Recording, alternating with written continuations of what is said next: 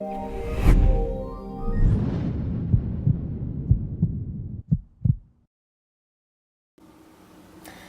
à tous. Bonjour Adrien, bonjour Audrey. Bonjour Nathalie. Bonjour. Merci beaucoup de prendre un moment aujourd'hui avec nous pour nous partager votre passion. Donc Adrien, tu étais un ancien prêtre catholique, Oui. et donc tu connais bien le monde du célibat. Et maintenant, tu t'es marié avec Audrey. Pardon. Et maintenant, tu es aussi donc, hypnothérapeute et expert dans les relations interpersonnelles et les relations humaines. Et Audrey, tu es une experte dans la réconciliation du masculin et du féminin. Ensemble, et à l'intérieur de nous, tu organises des festivals de féminité, de féminin. Et tu organises aussi bientôt prochainement avec lui des festivals de masculin et féminin. Et ensemble, vous organisez des stages sur les langages de l'amour et des stages pour couple. Donc merci beaucoup. Merci. Et j'aurais une question à vous poser. Comment faire pour remplir notre réservoir de l'amour? Et si vous pourriez nous en dire un peu plus sur les 5 langages de l'amour? Bien sûr. C'est intéressant de se considérer soi-même comme un réservoir et puis d'imaginer l'autre qui puisse, dans le couple, venir le remplir. Alors les langages de l'amour, c'est comme des langues, comme si on parlait la bonne langue pour rejoindre l'autre. Comme si je parlais à Audrey, d'un coup je me mets à lui parler vietnamien, elle va rien comprendre, elle va peut-être sentir un peu quelque chose, mais ça lui parlera pas, ça le rejoindra pas. Si je lui fais un beau compliment en vietnamien, ça le rejoindra pas. Et du coup, ces 5 langages sont des manières de communiquer, et de communiquer en fait au plus juste. Il n'y a pas besoin d'utiliser les 5. L'important c'est de connaître peut-être le premier ou le deuxième, ce qui nous rejoint le plus. Donc quand je me connais bien, je connais mon langage, je peux aussi demander à Audrey de parler mon langage. Ça va mieux me rejoindre. Et inversement, si je la connais bien, je peux parler son langage. Alors il y en a 5. Par exemple, je peux les citer si Volontiers, vous voulez. L'important, c'est pas tellement de les connaître, c'est de les pratiquer pour vraiment les connaître de l'intérieur. Sinon, c'est juste de l'information comme ça. Vivre l'expérience. Vivre l'expérience, ouais. C'est le but aussi des stages qu'on donne. Alors le premier, c'est les moments de qualité. C'est pas dans un ordre formel, mais il y a les moments de qualité, il y a les services rendus qu'on peut rendre à l'autre, il y a les cadeaux qu'on peut offrir, il y a les paroles valorisantes, donc tout ce qui est du domaine des compliments. Et puis, il y a le toucher, le côté tactile et la sexualité. Et Audrey, est-ce que tu pourrais proposer peut-être des exercices en lien avec ces langages ou est-ce que tu voudrais rajouter quelque chose? Oui, alors d'abord, je voudrais dire que moi, dans ma vie personnelle de couple, les langages de l'amour, ce que j'ai trouvé fascinant avec ça, c'est déjà de mieux comprendre l'autre, pour vraiment m'adapter à lui. Et ça m'a permis de comprendre qu'en fait, aimer l'autre, c'est aussi faire un choix. C'est faire un choix chaque matin en disant « je décide d'aimer l'autre ». Non pas comme moi j'ai envie, non pas avec mes valeurs, avec ma manière d'être ou de penser, mes attentes, mais d'aimer l'autre pour ce qu'il est avec son langage. Et du coup, comme parfois c'est pas forcément notre langage habituel, ça demande vraiment de faire un effort et de choisir d'aimer l'autre. Et des fois on n'a pas envie parce qu'on est dans nos émotions, ou c'est compliqué parce qu'on est soit avec les enfants, dans notre quotidien. Et à ce moment-là, il y a toujours une petite étincelle, une petite étoile qui arrive et qui redit « Mais est-ce qu'aujourd'hui, tu as appris à aimer l'autre comme lui, il a besoin d'être aimé et comme tu le dis, pour remplir son réservoir d'amour ?»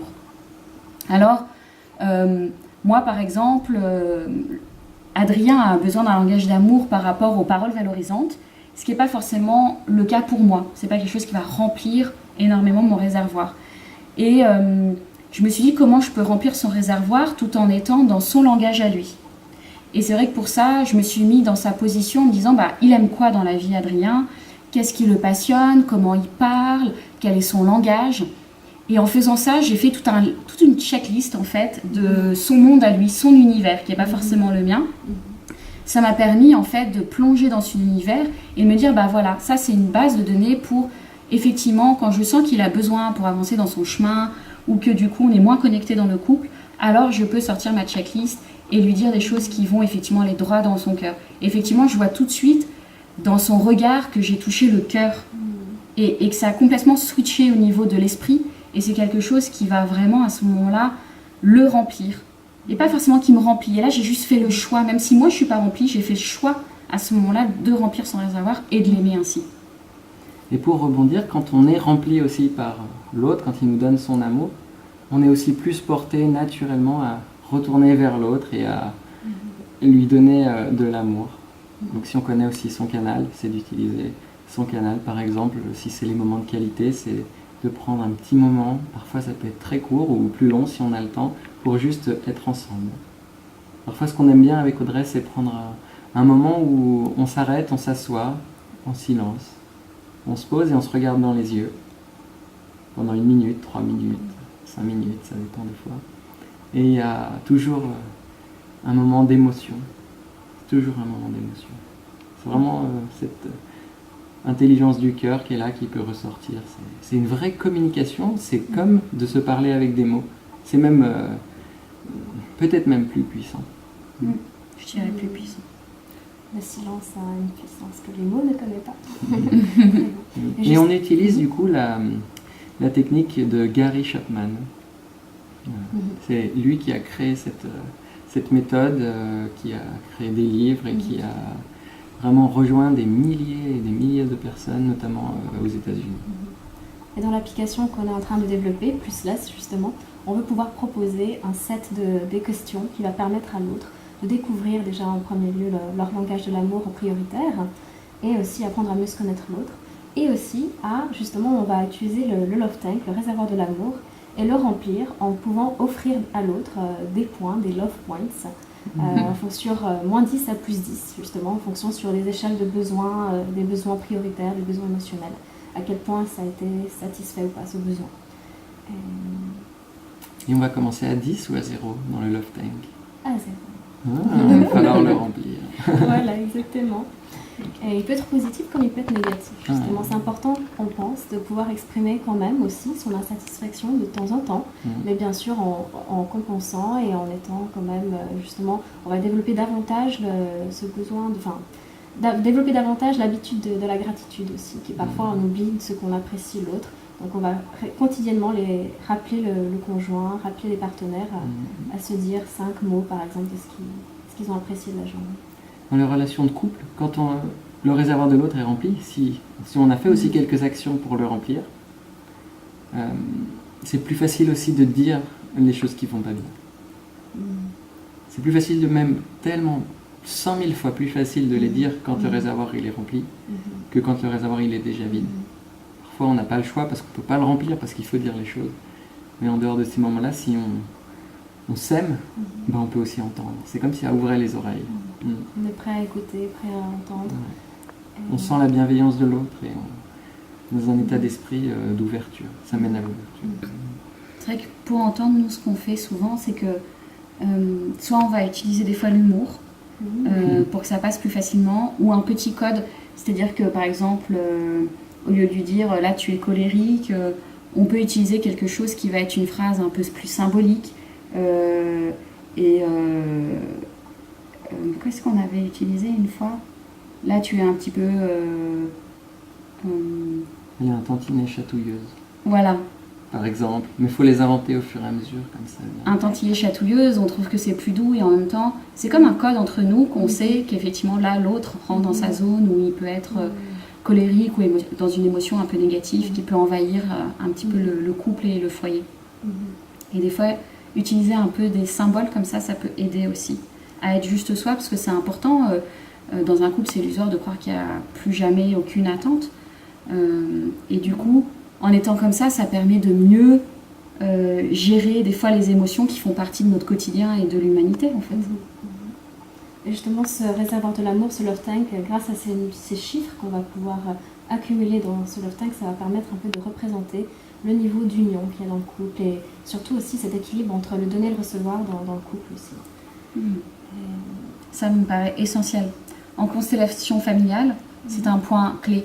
On dit qu'une relation équilibrée, quelle qu'elle soit, marchera s'il y a effectivement cet équilibre de recevoir et de donner. Sinon, à un moment donné, par exemple, celui qui a trop reçu va avoir inconsciemment ce besoin, par exemple, de quitter l'autre, parce qu'il a tellement reçu qu'il a une forme de culpabilité qui va se mettre là-dedans. Donc c'est important. On a vu, par exemple, aujourd'hui avec les couples, que la notion des fois de recevoir était plus compliquée que celle de donner. Et pour moi, c'est une valeur très féminine, le fait de recevoir, qui est d'ailleurs très perdu dans notre société. D'où le fait de vraiment se reconnecter à ça, dans le fait c'est un don pour moi, le fait d'avoir un don de recevoir, accueillir ce que l'autre peut nous offrir, et ça revient à ce que tu disais, la gratitude. Et j'aimerais conclure en posant une question que vous nous proposez assez souvent. Justement, qu'est-ce que représente l'amour pour vous? Je commence? Si tu veux.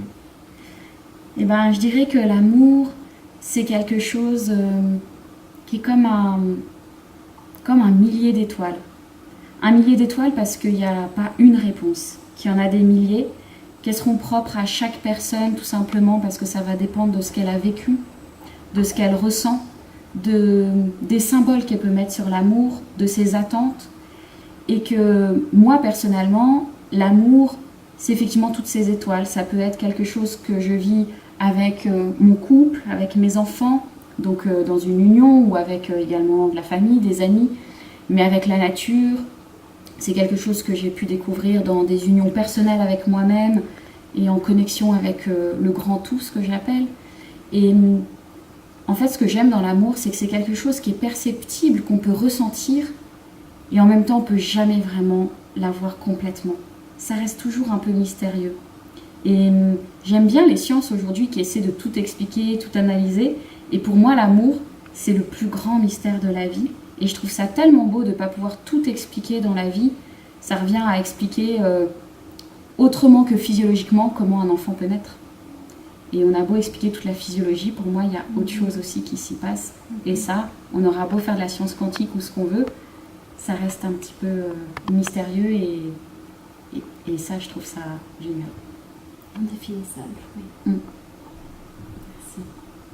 Si je devais définir l'amour en une phrase, je dirais que l'amour est un mystère. C'est totalement insondable. Je pense que c'est ce qui est le plus recherché au monde. La quête du Graal, la pierre philosophale, c'est d'abord pour faire de l'amour. Toutes les fois où on peut agir dans le monde par peur de ne pas être aimé, toutes les actions que ça peut nous pousser à faire, toutes les paroles que ça peut nous pousser à dire, tous les vêtements que ça peut nous pousser à porter, tout ce que ça peut générer, par peur de ne pas être aimé. Ou l'amour, ça reste un véritable mystère tellement profond, insondable. Pour moi, c'est une qualité d'être aussi, c'est-à-dire que mon être est à moi. Mais pour descendre dans mon centre de l'amour, eh ben, ça ne se fait pas comme ça du jour au lendemain. Et pour rester centré dans l'amour, dans l'être, c'est un long chemin, un travail sur soi. Ça pourrait apparaître comme ne rien faire ou l'opposé d'un effort, comme dans la méditation. Mais je pense que c'est quand même un véritable effort, un chemin de descendre, centré sur son être. Des fois, je me répète cette phrase parfois. Il y a de l'amour en moi. Puisqu'il y a de l'amour en moi, l'amour c'est un peu une partie de moi. Comme ma main, est-ce que c'est moi? C'est une partie de moi, mais c'est moi. Et du coup, je me dis avec l'amour que, vu que c'est une partie de moi, c'est moi. Je peux m'identifier à l'amour. Et du coup, je me répète souvent cette phrase spirituelle.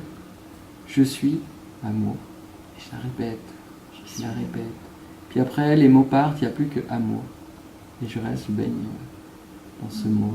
C'est imprégné par l'amour. C'est comme si j'étais en communion avec l'amour, du coup, inconditionnel, de l'amour cosmique qui dépasse tout. C'est bien l'élément essentiel que chaque être humain, chaque être vivant partage, ce besoin de ressentir de l'amour, de donner de l'amour et de recevoir de l'amour, de partager.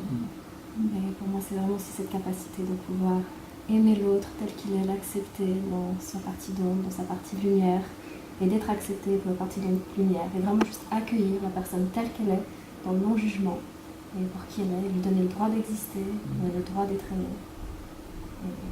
Ah oui, l'amour est au-delà de la morale.